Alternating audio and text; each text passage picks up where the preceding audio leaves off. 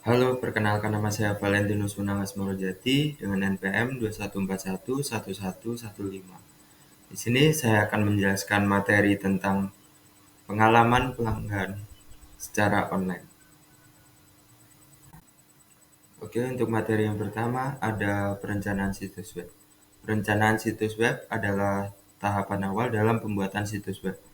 Pada tahap ini menentukan tujuan dari situs yang akan dibuat, melakukan analisis dan mengumpulkan data yang diperlukan oleh situs. Proses pembuatan situs web melalui beberapa tahapan, yaitu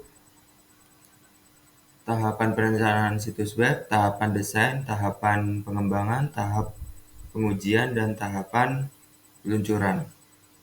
Tahap perencanaan situs web meliputi pengumpulan informasi, pembuatan peta situs web, teknologi yang digunakan, dan pembuatan mockup. Selanjutnya, proyek pengalaman digital. Proyek pengalaman digital atau digital experience merupakan upaya untuk meningkatkan interaksi antara pelanggan dan perusahaan melalui penggunaan teknologi digital. Dalam proyek pengalaman digital, penting untuk memastikan bahwa perusahaan memiliki strategi yang konsisten dan efektif untuk mengatasi kesenjangan budaya, dan alasan selain itu perusahaan harus berusaha untuk mengembangkan keterampilan digital karyawan dan mengintegrasikan teknologi digital dalam berbagai aspek bisnis. Menentukan situs web dan aplikasi. Kumpulkan informasi terkait sebelum membuat situs web atau aplikasi. Mengumpulkan informasi tentang tujuan proyek, target pasar, dan fitur yang akan diterapkan. Kedua, memilih platform dan teknologi. Berdasarkan informasi yang dikumpulkan, memilih platform dan teknologi yang sesuai untuk memenuhi persyaratan proyek. Yang ketiga, mengembangkan desain dan layanan. Setelah memilih platform dan teknologi, mengembangkan desain dan layanan situs web atau aplikasi yang menarik dan mudah digunakan. Mendesain pengalaman pengguna. Pengalaman pengguna adalah bagaimana seseorang merasakan saat menggunakan produk, sistem, atau jasa.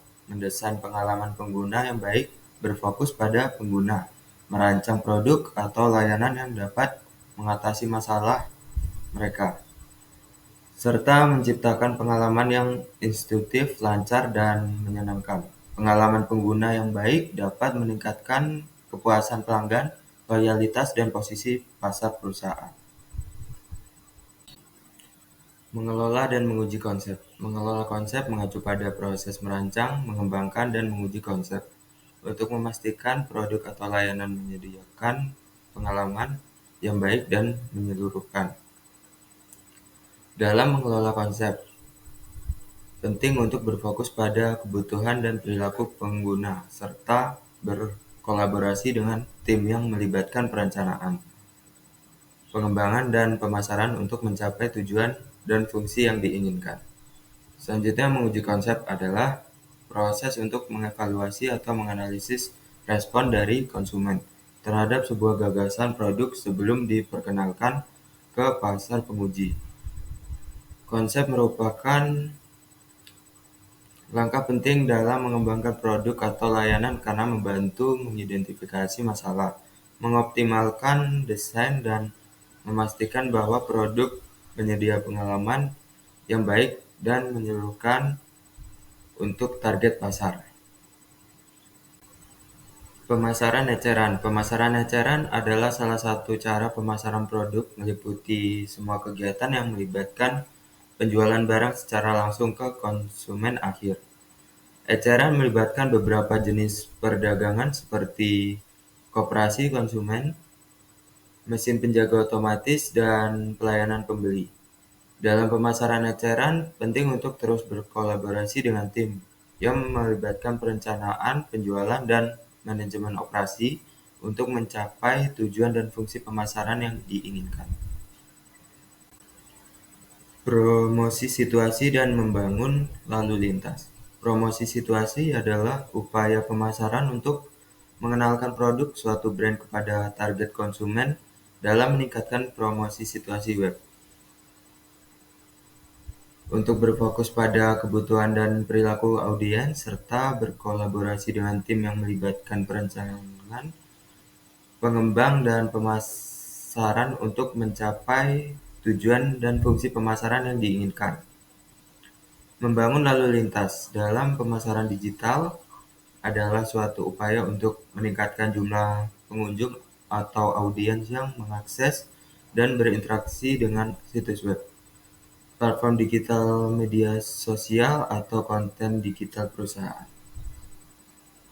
Dampak kualitas layanan pada loyalitas. Yang pertama, kepuasan pelanggan. Kualitas layanan yang baik dapat meningkatkan tingkat kepuasan pelanggan. Yang kedua, kepercayaan dan reputasi. Layanan konsisten, andal, dan transparan membangun kepercayaan pelanggan. Yang ketiga, komunikasi efektif. Kualitas layanan melibatkan komunikasi yang efektif. Yang keempat, personalisasi dan relevansi. Layanan yang dapat dipersonalisasi sesuai dengan preferensi dan kebutuhan individu pelanggan dapat meningkatkan pengalaman pengguna. Yang kelima, program hadiah dan insentif. Menyertakan program hadiah atau insentif melalui layanan digital dapat meningkatkan loyalitas. Dan yang keenam, pengalaman penggunaan yang positif akan menciptakan kesan yang baik dan mendorong loyalitas. Sekian materi yang dapat saya sampaikan, kurang lebihnya saya mohon maaf. Saya ucapkan terima kasih.